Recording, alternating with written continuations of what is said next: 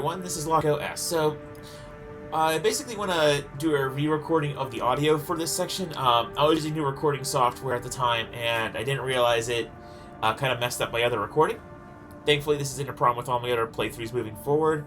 I solved this quite a while ago. Just that's why it's taking me a while to get back to Armored Core 6 upload. So, today we're going to go ahead and do sort of a dub over what I would have, sort of future me going back and dubbing over what I've went through in this game. So the first thing we're going to do is Beginner Training 1, Basic Controls. I definitely wanted to do the tutorials in this game because you actually do get free free parts for doing the tutorial. So we are going to begin our training.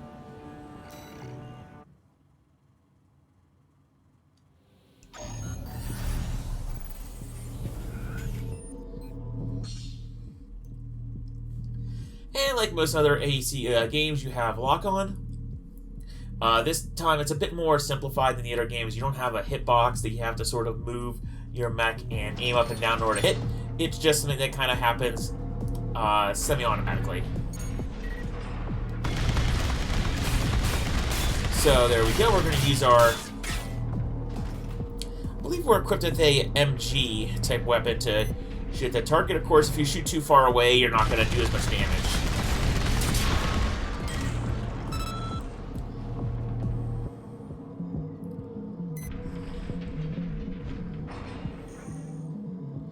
So a little bit closer.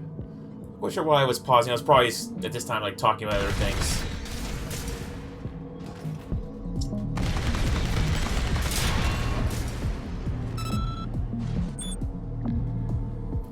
And something I should, yeah, that is definitely a machine gun part in, for this AC. Something that I also should mention that the mechs that you get for the training missions are actually bespoke to the training missions. And the cool thing is, because you get sort of bespoke mechs for these training missions, they'll sometimes come with parts that you don't normally have access to right away. So, as part of doing the training mission, you'll usually get a part that was featured in that training mission. And here comes another important feature for Armored Core, especially the later games where magazine size is a thing. You do triangle plus R2 to do a manual reload, and that way it'll keep your weapons topped off. This is especially important because of the AC balance, where you basically kind of have to deal combo damage in order to knock an enemy mech off balance and do more damage. There's Missile Lock. Like other AC games, you can do a multi-lock where you can lock multiple different targets at the same time. And that's when you basically hold down the missile button. Tapping the missile button like that focuses all the missiles on one target, which is useful.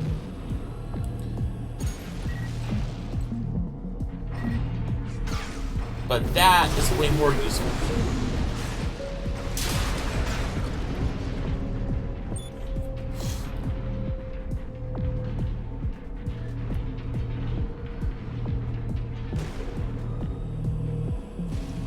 Go ahead, boost to the next level, jump up, and good old melee weapons are back in the game. Sort of like in other previous Armored Core games, your blades are limited to your left hand. Now I do remember in some of the old other Armored Core games, I think especially 4 and 4 Answer, you could actually equip dual blades. In this game, you cannot, however, equip dual blades. You can only equip one blade on your left arm.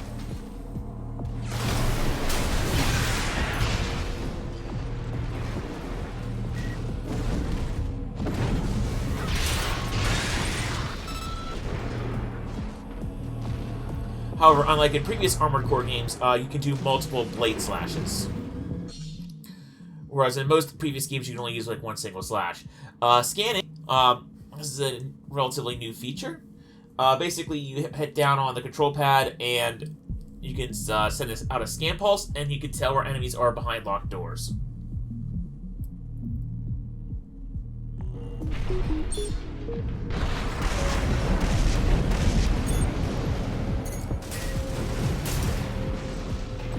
Of course, I figured I'd just jump out there just for giggles.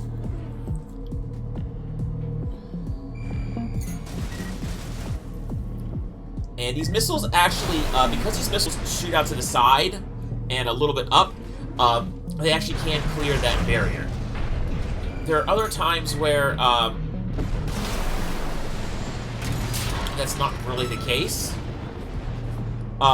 Sometimes missiles shoot straight out, and if they shoot straight out, they'll slam right into the barrier. So either dual missiles, which I believe shoot out to the side and do a pincer attack, or more importantly, vertical missiles that shoot straight up and like arc over like a lobbing trajectory, or actually your best bet for over barriers like this. Especially because they can go over way taller barriers than just these mobile ones right here.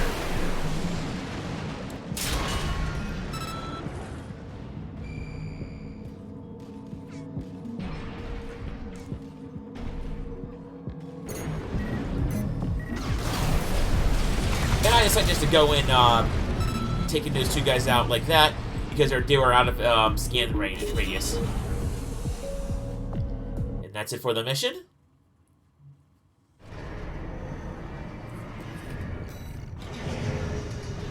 And we get the machine gun part unlocked. And you do get, I do believe it's unlocked for the right arm, and you can actually purchase it for the left arm now.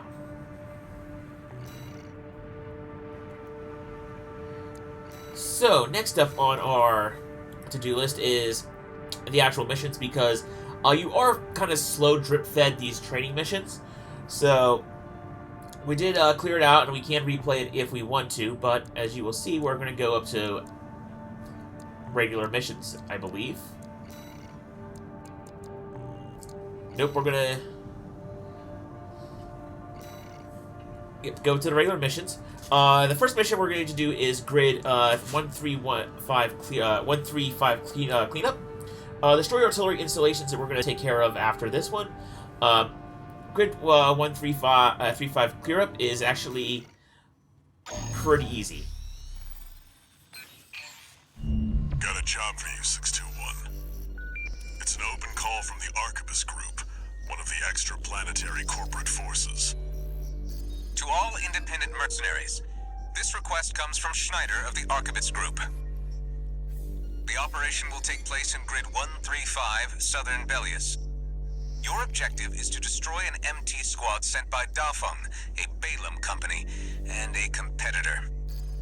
Grid 135 is a key foothold in Arquebus's efforts to conduct a coral survey in the contaminated city. You, the independent mercenaries, are the key to maintaining our lead in the coral survey race. The Arquebus Group looks forward to news of your success. Briefing over, and happy hunting.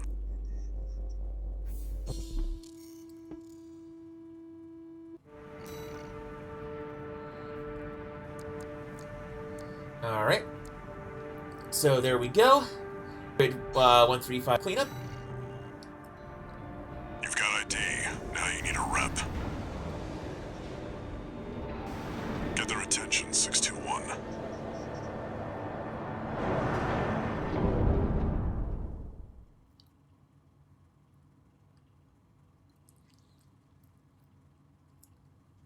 And if you didn't notice before, I actually did, in between the first mission and a second mission, I did unlock, I'm not quite sure if I showed it off in the first video. Activating combat mode. Classic. But I did actually get Wipe out the Dafeng MT a set of squad. parts for pre-ordering the game and getting the premium edition. So I used that to build a new mech, and I also put my own custom paint job on it.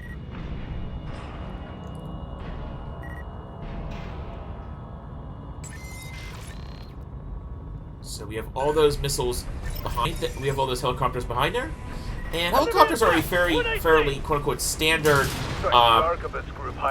early level foe in or easy level foe in Armored Core games.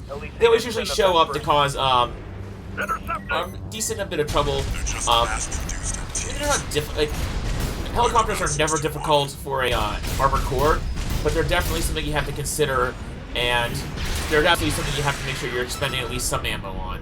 They're sometimes a little bit harder to hit, just because they're mobile and airborne, but they're not usually too much of a threat. This AC pilot's sharp. Focus your fire!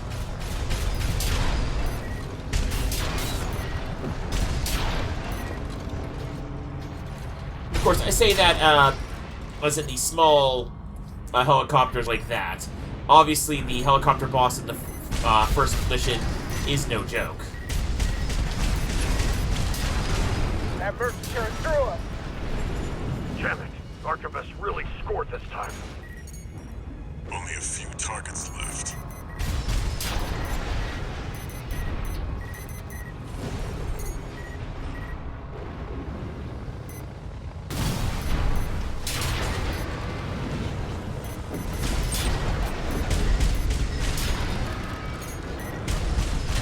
Still getting a little bit of the hang of the controls of this game right now, at this time of Picking playing up the new game. enemy signatures.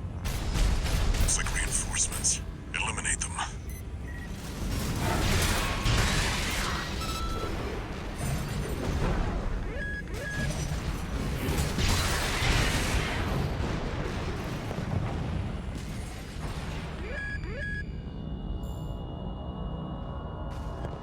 Scanning down to see that there's indeed a threat down there. Plus also waiting for my blade to recharge.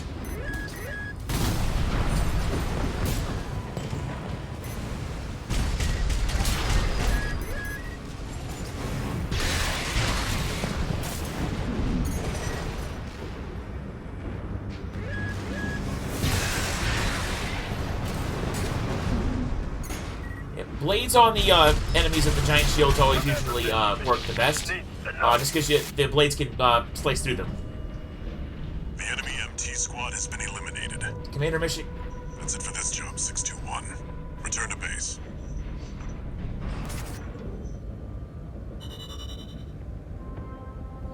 And Commander Michigan will become a well-known character later on in this playthrough. As you can see, we did decently well. No really bonus paid for this mission. You just need to make sure you're not blowing too much on ammunition or repair costs. One new message.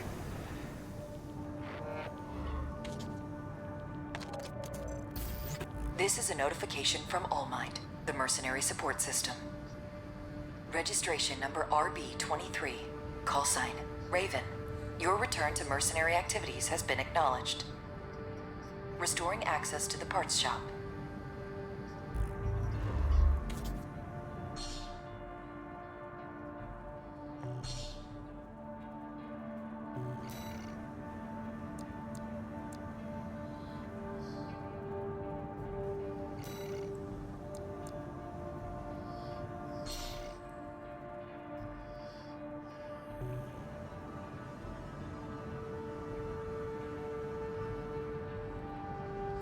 So, going to the store, we actually have new parts unlocked. We have a burst rifle, which I probably, at this point, I still haven't able to unlock that quite yet. Or if I do unlock it, it's very late in the game. But burst rifle is pretty interesting. Handgun is, like all handguns in most of the Armored Core games, a fairly lightweight option. It gives you the ability to have ranged attack power, but they're not usually super powerful. They don't usually have high ammo counts. Not the greatest, but they're good for lightweight builds. Bazookas, on the other hand, are great if you need to do a whole lot of damage fast. Counter side is low ammo count, and they're kind of heavy. But bazookas are an option for your AC builds in the future. But again, handguns are also still useful for lightweight AC builds.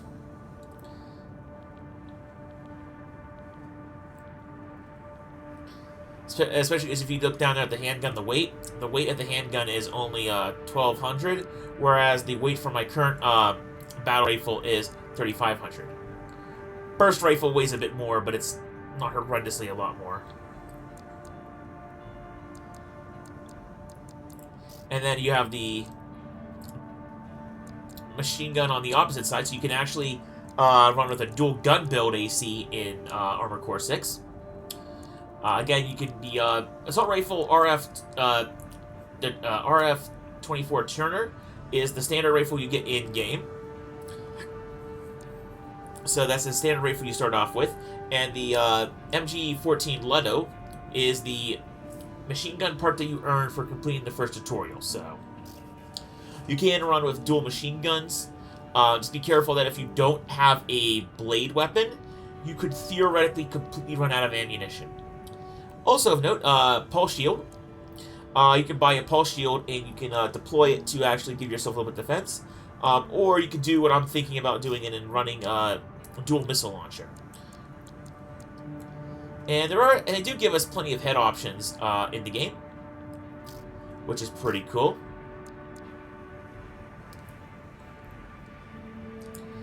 This one in particular looks a lot like the Mirage. I believe it's the...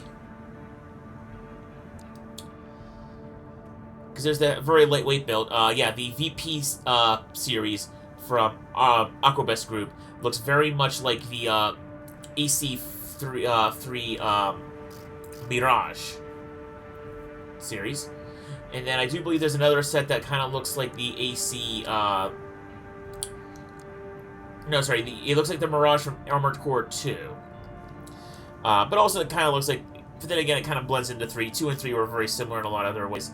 The lightweight build kind of reminds me of Armored Core 4 with some of the Armored Core 4 builds where they were extremely lightweight and pointy.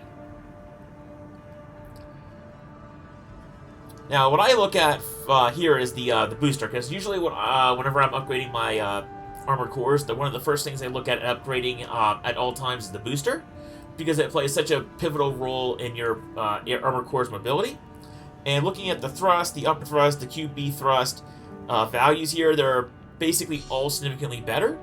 And looking at the boost speed is significantly improved, so I buy them. Obviously, you have to equip them on a different page, but I buy it just because that's definitely an improvement. Also, the fire control system is a definite improvement, as well as the generator in some areas. Fire control systems are another usually easy win for me in terms of when I build my ACs out. Just because if you can improve your ability to move around with boosters and your ability to lock on with fire control systems, that alone basically gives you a huge boost in combat effectiveness. Because you're able to dodge and then hit a whole lot easier.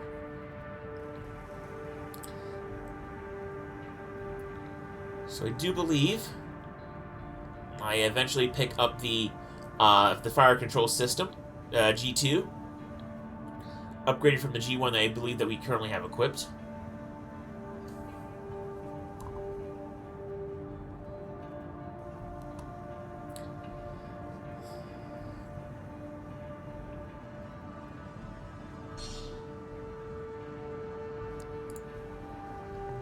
There we go.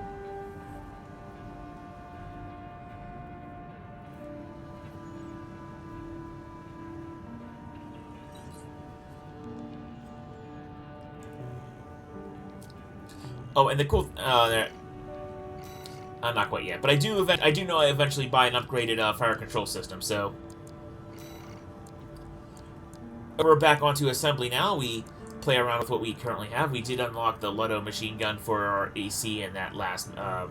in the tutorial level. And we do actually have the ability to unlock a blade. Nothing for that back unit. We only have our one missile launcher on the other side to start out with. And we can even unequip it and go for a relatively bare-bones lightweight AC build. But, might as well get the firepower if you have it. And more importantly, it's always good to just go for... it's always important to get the enhanced booster, so... I was just showcasing there the difference between the two boosters.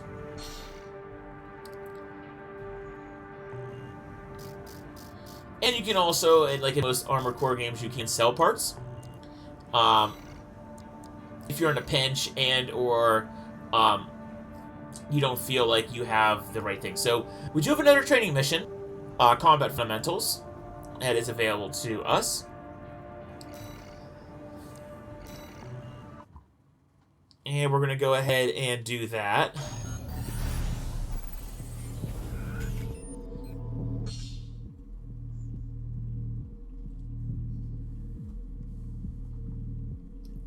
So, this is something that's been in Armored Core for a while, but it's not something that's that every weapon has, and it's charge attacks.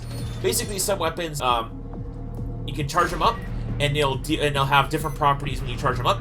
Usually, you'll fire either a whole burst of fire a certain way, or it'll only consume one round, but deal way more damage. Problem with burst fire, however, is that whenever you fire it, you have to stop your mech, get a good grip, and then fire it. You can't fire burst shots usually on the move. But you can see with only firing one round, we deal significantly more damage. Oh, this is going over the ACS strain and stagger mechanic of the game. Basically, if you want, especially if you're dealing with more heavier mechs, mobile armors, things like that, you want to basically build up stagger to the ACS for the automatic control system's strain, and then once the automatic control system cannot control the mech anymore, it'll let her stagger, and then you can basically deal way more damage when the enemy is staggered. That's kind of how the boss mechanics work in this game. It's not just simply dodging the attacks and like dealing as much damage back to it, or taking out maybe a specific part that does more damage to it. It's mostly focused on the strain gauge mechanic, which is unique. It's definitely something that I wouldn't have expected. So direct hits are basically the bonus damage that you get staggering a mech. You definitely want to make something you definitely want to be aware of. While the mech is staggered, you basically want to make sure you go in there and you're dealing as much damage as possible.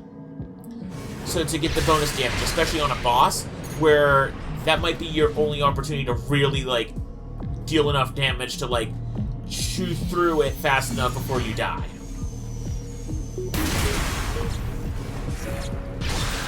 So here I do that, which causes the ACS load limit to maintain, and you go in. Now the problem with ACS load is you only have when you stagger an enemy, you have a very small window in order to unload the rest of your weapons in there to deal the extra damage. So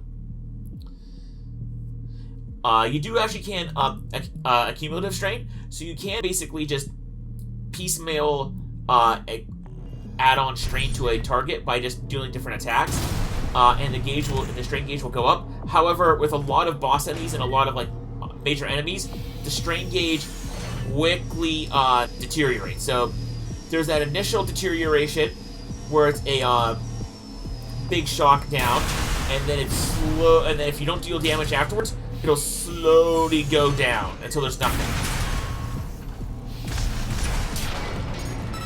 And if your weapons don't fire fast enough, you won't be able to basically get the most out of your strain gauge.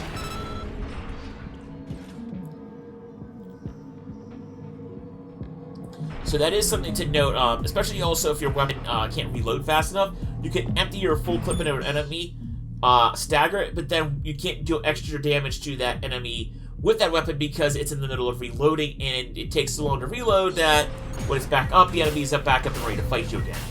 You'll still deal damage to the target over time just doing that, but it's not quite the amount you normally would need to actually just kill it.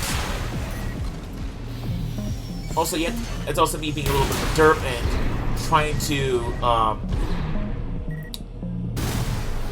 probably misdeploy the shield. I probably hit the melee attack instead of the shield for that.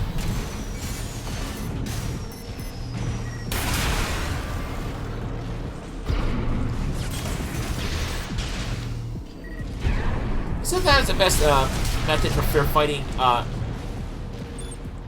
enemy units is to just pound them away with normal attacks until they die. You don't necessarily have to strain attack and kill them all that way. So shield defense, this is what I triggered before. Shields can only be equipped to the left shoulder, sort of like how blades can only be equipped to the left arm. But if you do equip a shield onto the left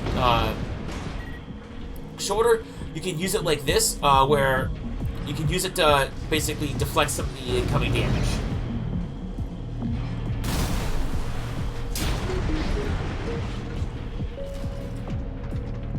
However, I do believe shields are more effective if you were to quickly deploy them right before you impact. Otherwise, their effectiveness goes down. So, that's that. Attack indicators and initial guard. So basically, that's what I'm talking about, where you basically want to fire, you basically want to deploy the shield right as the rounds are about to hit you, because you get that, shield, you get that, the shield output at max level. Well, of course, you can do what I just did and just, block it, or just dodge it. Problem with initial guards and why I don't like using, them, in a lot of games where it's like, oh, you have a quick time event to block damage, is that I am generally terrible, and it's not you hit the button and you immediately deploy the shield, it's you hit the button and then the shield feels like it slowly comes down, so you're never I'm never able to time that right. But assault boosts attacks. Basically, while assault boosting, you can attack and deal more damage. Or at the very least, you can close the distance so that you can get in with your melee weapons.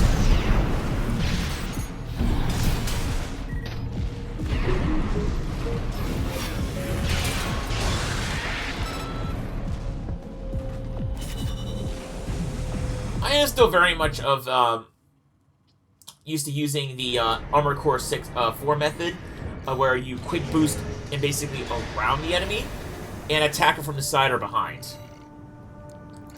And we get a linear rifle, the Curtis, and that is a new weapon. We still haven't unlocked anything else in the shop.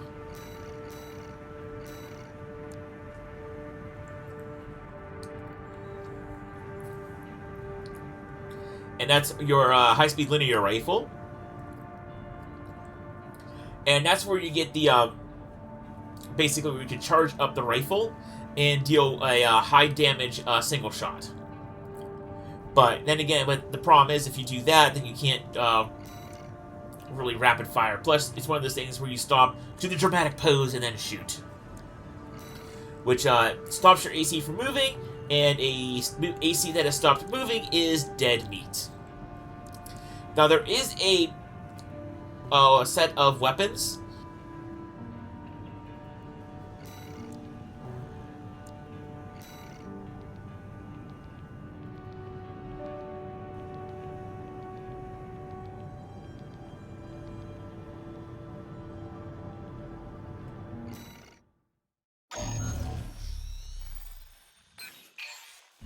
Got a job for you. Replay missions, and this is the next mission in the This is an open series. call from the Balaam Group, one of the corporate forces occupying Rubicon.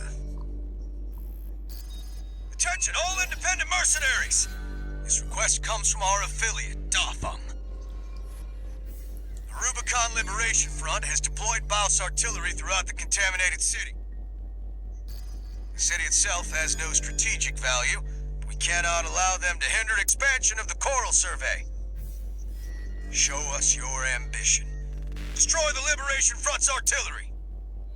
Bonus pay will be awarded for destroying their MTs. We want the enemy weakened. Consider it an opportunity to prove yourself. Impress us, mercenaries!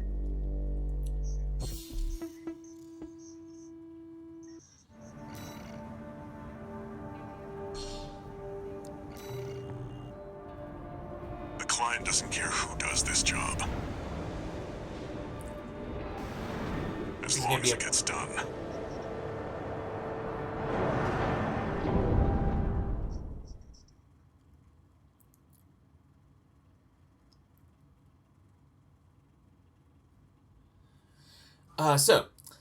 This is the more slightly difficult of the two starting missions.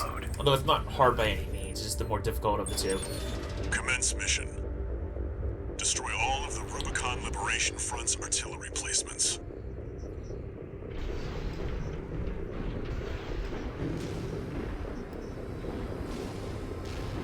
But this is actually a good mission to practice and grind on early on. Because especially early on, you can actually fight a whole bunch of enemies,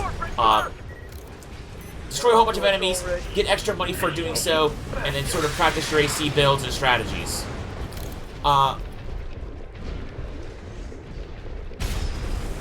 To hit with one sword swipe, which is always cool. As I was mentioning, the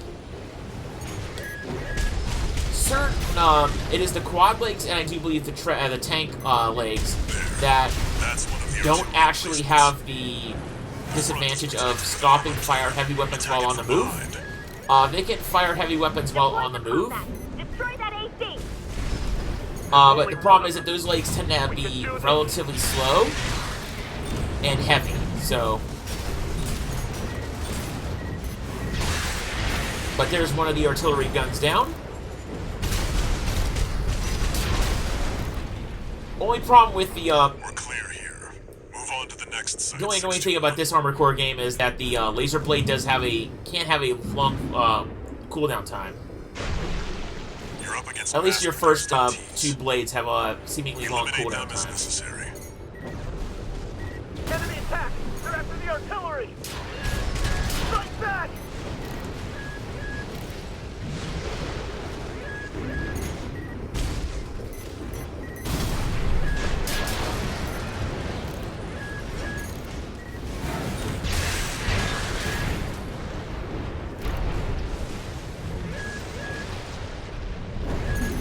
Also, I should mention, in that briefing, he called some of the targets we were facing MTs. That is short for Muscle Tracer. And it's a type of mech that is extremely prevalent in the Armored Core universe. They're basically sort of your low-level, easily mass-produced mechs that are sort of cannon fodder for the corporations in their wars. And also, like, rebel groups have them as their main force because they're relatively cheap to pilot and use. But as you can see, against an Armored Core, they are relatively no match by themselves or even in small groups. Usually for MTs, you need a whole bunch of them in order to be a real threat. Keep up the good work. Of course, a whole bunch of them, and if you have a whole bunch of them and they're relatively advanced, you could be in serious trouble depending on how many they have and just sheer numbers. Even if it's just to get you as an Armored Core pilot to waste your ammo on them, they can still be a threat. Because running out of ammo is very much a thing that can happen in these games, especially earlier games in the series. So far in my 6th playthrough, I haven't really ever ran out of ammo, unless things are going horrendously bad. I've gotten relatively low on ammo, but it's rare that I've actually ran out of ammo.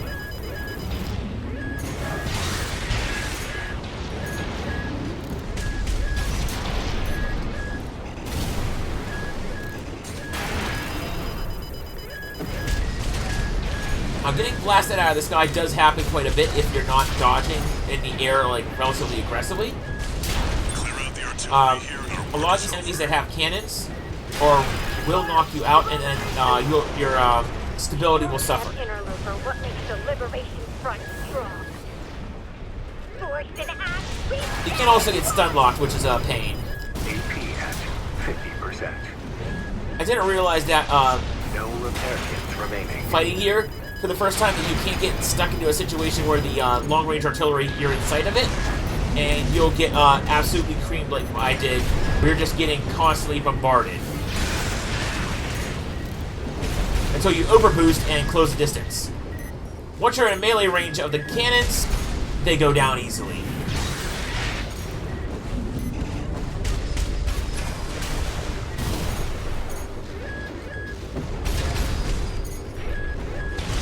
AP at 30%. I really have to work on the timing for my... I will eventually get better with my timing on the missiles. confirmed.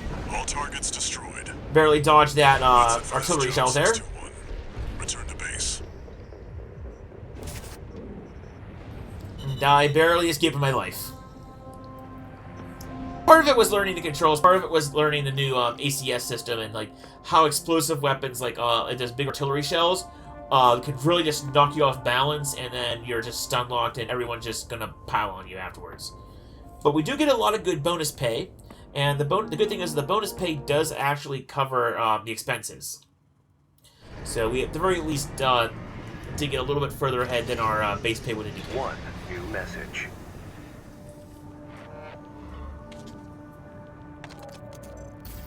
Registration number RB23. Call sign, Raven. Your records have been updated. You have also been granted access to participate in the Log Hunt program. We kindly request that you submit combat logs after destroying designated craft. Allmind will reward you with parts based on the number of submissions you provide.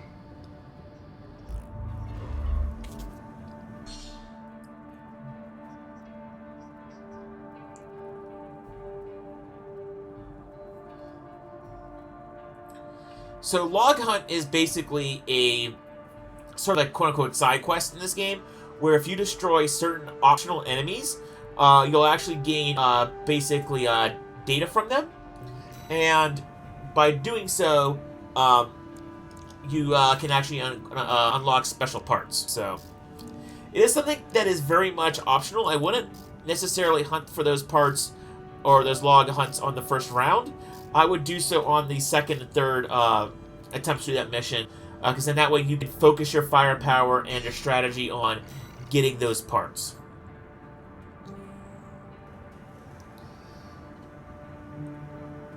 So we go ahead here and buy the improved fire control system. That'll definitely help us out in engaging targets, getting better lock-on speeds and tracking ability. Go ahead here and expand the generator stats and figure out that there is indeed a contextual menu here that you can get, and the contextual menu will allow you to get in there and like explain what all those individual specs mean, because that's always been a feature in Armored Core. And like here you go ahead, explains what the total EN capacity is, EN recharge is, because that is a kind of a problem for Armored Core newbies or even veterans who are returning to a game. There's a lot of very specific part specs that don't necessarily make a whole lot of sense on their face value, or they might have more meaning behind their initial specification.